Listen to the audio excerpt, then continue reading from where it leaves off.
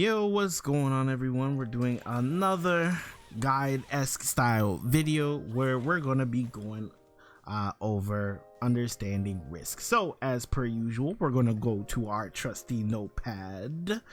And so essentially, in order to understand risk slash reward, we have to obviously know what risk is. So what is risk in terms of the Street Fighter? Now, a good way to show this is the command grab. All right, command grab, especially at the higher ends of it, do good amounts of damage. Right, you can definitely hurt your opponent doing good amount of damage. Right now, the risk is if your opponent happens to jump it, you are also simultaneously -12. Now, for those who are not very familiar with frame data, -12 means that your ass, very politely, is now grass. So you don't want to necessarily be caught out within this thing, especially if you start doing other versions of it. It is not the best look, at least when it comes to your health bar, right? When it comes to your health bar, you don't want to be caught out for this amount of time. These are the sort of risks that you will take. Now, other risks can include, depending on the cast member that you are playing, other risks can include, oh, well, you know this character is a little bit, you know. For Jamie, it may be using sweep or Rekka, right? For Kimberly, it might be just drive rushing a little bit too crazily, or automatically assuming that someone can hit you out of your jump down medium punch. For Marissa, it's just assuming that people don't have answers to Gladius, right? These are sort of the types of things that you want to be careful with. When it comes to Cammy, you want to be careful with your dive kicks, because people can perfect parry them, or people can decide to hit you out of your dive kick, because your dive kick does have a very interesting hurt box, so to speak, right? Every character has its own risks involved. Some are the generic, or some are catered towards more so the how do you put it, the system mechanics, and then others are a little bit more geared towards their tools, like the command grab. Right, so with that being said, that's generally what risk looks like in this game. Some of the generic ones are going for sweep. Drive rush does come with risk, although people want to say otherwise, and I know my last video says something like that, but it does come with risk, because it's not a lot of risk, but it does come with a certain level of risk. Let me be very specific here. Okay, with that being said, let's move on to the next part, which is understanding what reward is. So if you clicked on this video, I'm sure you need some help. Lord knows I did at some point. But here's the thing, you want your favorite content creators to come and help you, but let's be real, they're charging like $60 per hour. You don't need that. But when I got you good. Over on this channel, I do free coaching sessions on Tuesdays and on Thursdays at 6:30 p.m. EST. So what does that look like? I essentially go over your matches. I give you tools so that you can succeed the next time you open up ranked. So once again, join my Discord. Wait till I'm live either on Tuesdays or on Thursdays, 6:30 p.m. EST. Be there or be square. And yeah, I'm not your favorite pro, but I'm available. Those pros are not available. So once again, join the live, get better, and I'll help you improve.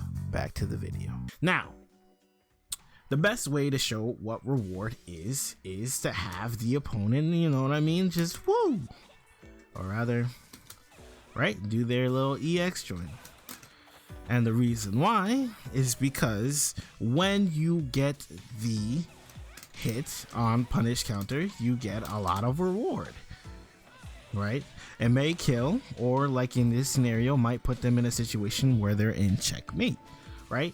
Either way, you're put in a situation where you're now not only advantageous, where in the case that I just showed, right? In the case here that I just showed, she not only gets hit hard, but she also loses her drive gauge. God willing, I get the actual combo. Right? Not only does she get hit pretty hard, but she also loses her drive gauge, which now she's in a corner and has to deal with the fact that she might get hit into DI for death. And even if she did have meter, DI into DI would kill her. Right? These are the sorts of rewards that generically we're used to seeing, right? you get the big combo. The big combo not only carries them, but it also gives you damage on the board. Now, the thing that I want to talk about that is more important than obviously the punish counter hit, right? The punish counter hit. The thing that's more important than the punish counter hit is sometimes the reward isn't damage, right? A lot of us tend to think that reward solely comes from the damage, but that is not true. Sometimes when it comes to an opponent taking a risk, right, it may result in both damage and other types of rewards, but we need to make sure that we're considering that while we're playing, right? So a good instance of this, right, is the fact that, let's say we're playing neutral and I hit Chun for a combo, but I know that this combo isn't going to kill, right? So me as the aggressor in this situation want to make sure that I kill. So if I wanted to kill and I notice I don't got the juice, I might go for something like a reset, right? The reset in this situation, if I am successful on the reset, I kill. However, if I'm unsuccessful on it, right, then I lose. Now, the reason why this is important is because you want to make sure that you're taking less so of amount of risk when you're playing the game, because it leaves your gameplay to be more open to the wilds as opposed to being more strict and more controlled and concise. With that being said, let me go into the idea of sometimes it not being damage. So let's say our opponent decides to go for something like this. Oh, let's say they go for something like this, right? Something to that extent, because they were not really thinking about their offense. They just kind of went for things, right? Naturally, at a higher level, they're not going to be doing such things as this, but this is just an example when someone goes for their lightning kicks, right? So the reward for me is technically not that big, but the thing is that this situation here is now very advantageous for me, right? Because now, after being knocked down like this, they're now in my face. They now have to guess between command throw, which will kill them. It puts me in an advantage situation to win the game, right? A lot of us focus on, oh, whether we get damage or not, and then we're gonna cash out and use all of our resources in order to kill. But sometimes it's not about that. Sometimes it's either working towards setting up to kill. So for instance, in her case, right, you might want to take this route just to get an extra medal so that you're setting yourself up to kill, or right, you can take this route, which is a little bit more friendly, and then we can set up to kill that way, right? It's all about what it is in the moment.